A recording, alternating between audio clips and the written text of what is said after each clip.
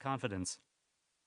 Not so long ago, Perry Bunt had been known as one of the premier idea men in the entertainment business.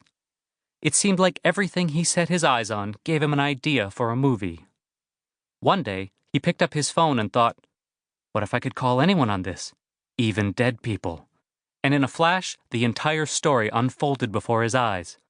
Guy gets mysterious call on his dead wife's phone, telling him who killed her. Later that week, he optioned Dead Call Zone to a major studio. There were days when Perry's mind was so full of stories that there wasn't room for anything else. The problems began when he sat down to write them. For while Perry possessed a keen sense of what made a story interesting, the hook in the parlance of the movie industry, he was mediocre when it came to actually putting words onto a page, the writing in the parlance of the movie industry. Staring at his computer screen, Perry had a terrible realization.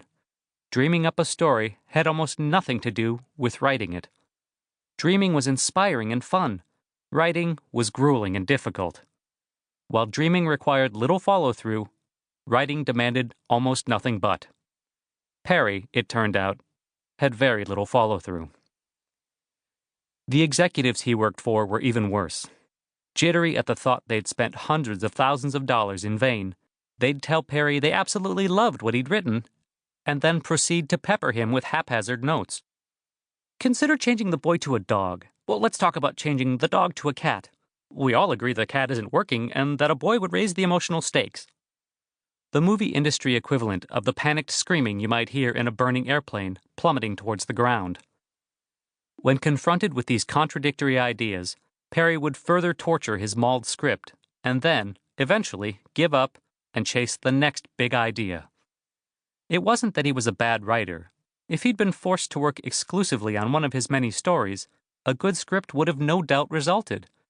But he was always tempted away by the next script, convinced that this would be the one that would prove irresistible to filmmakers and audiences. Ideas, like relationships, are always more exciting when they are new. You get 6, sometimes 7 scripts before they find you out, his first agent had warned him. Sure enough, after Perry sold his 7th script, and that script, like all the others he'd written, was never made into a movie, his career began a long ride downward. It took a while for him to realize what was happening. The true Hollywood ending is no ending at all. There is no fade to black, no elegiac music, no credits. There is only a phone that doesn't ring. Perry learned that no news wasn't good news, but was instead bad news taking its time. He had once dreaded the phone calls, the phony banter, the ubiquitous schmoozing, the mendacious puffery, but now he missed them. He wouldn't mind if someone called and lied to him, as long as they called. For a while, Perry still found work in the entertainment business. On Hey Hey Fiancé, a television show featuring newly engaged couples on a tropical island, he was tasked with devising ways of breaking up the affianced. Sickened by the experience, he quit after 2 episodes and vowed never to work in the so-called reality TV genre again.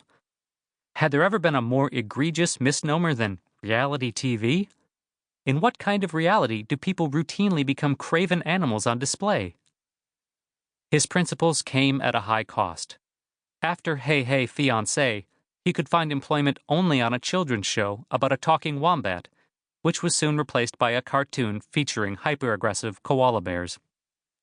After scripting an industrial for a juicer, Perry hit the end of the line: teaching. It was a shock from which he had yet to recover. "Bunt's a hit," proclaimed a Variety headline that Perry still carried in his wallet. Yellowed and torn, it was a small signifier of his denial that this same Bunt was now teaching 8 classes a week of beginning screenwriting at the Encino Community College, where he made it a personal mission to break young writers of the delusions he saw as his undoing. "Ideas are a dime a dozen," he told his 10 a.m. class. Perry surveyed the students, holding his smallish frame as erect as possible to emphasize his seriousness. Though he had once been considered handsome, with delicate features framed by dark curly hair, that was when a Bush was president, and it wasn't the one who stayed in Iraq.